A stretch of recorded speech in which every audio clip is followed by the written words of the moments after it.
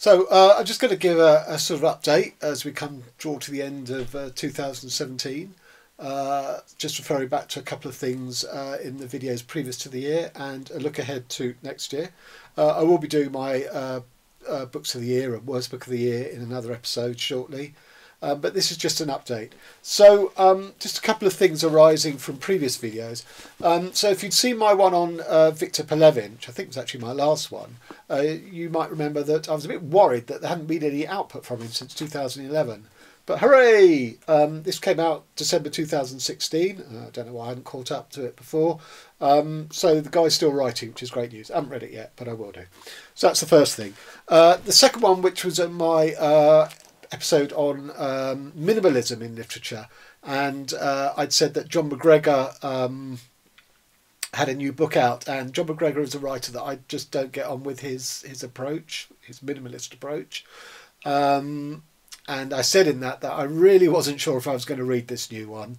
I'd wait and see what sort of, when it came out, what was being said about it. And again, he's been nominated for prizes for this book, so, really highly thought of. But I'm afraid I've made my verdict that I'm not going to read it because it seems more of the same. It's called Reservoir 13, and even though it sounds a bit of a move for him, not sufficient to my mind, and I'm sorry, I'm just not going to bring myself to read John McGregor. So those are the sort of the updates on stuff earlier from earlier episodes.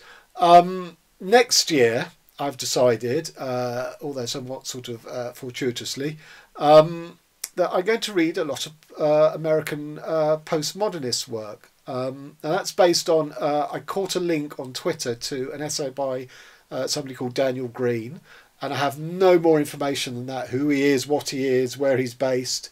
It just leads to a PDF, 94-page PDF sort of overview of 50s and 60s American postmodern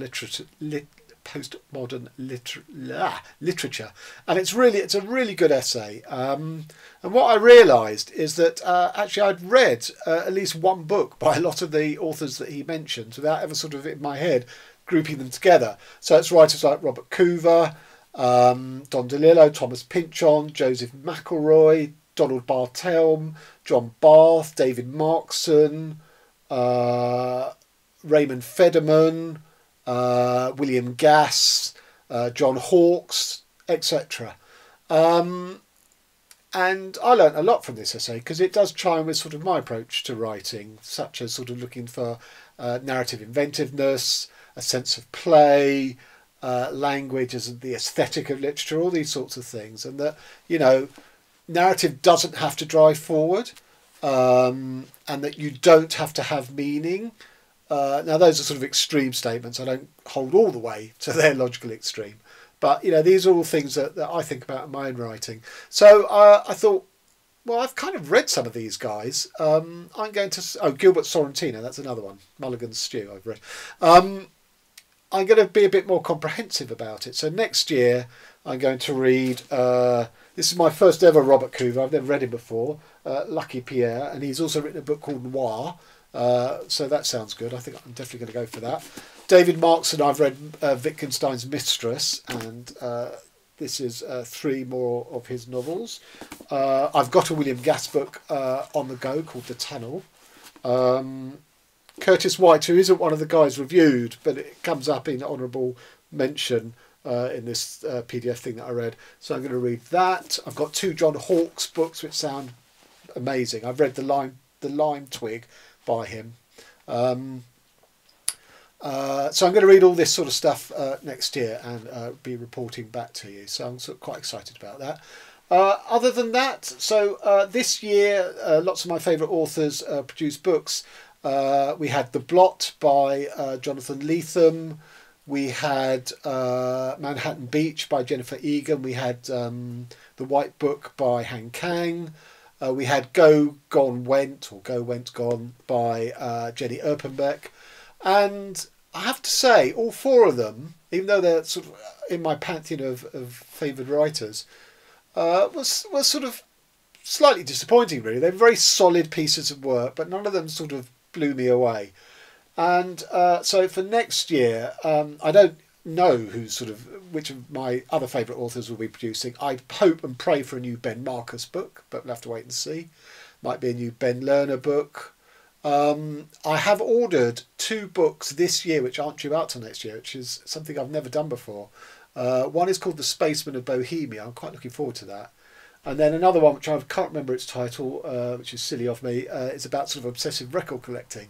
It's fiction, so I'm looking forward to that, because that used to be me until hi-fi record systems were replaced by CDs, and now of course digital. So I know they're on the rack for next year, along with the sort of postmodern works. As I say, hopefully some of my favourite authors will also be producing. So that's a sort of the skeleton for next year. As I say, I will return before the year end with my faves and least fave of 2017. Faves is not going to be a top 5, I suspect. It's going to be 2 or 3. It's been a kind of weird year. I've read a lot more this year than I did last year, mainly because last year I took on some massive 700-page tomes, which really sort of took a long time to get through. This year I'm coming up for the 50-book mark. And a lot of very solid, decent reads. But as I say, none that really blew me away, or very few.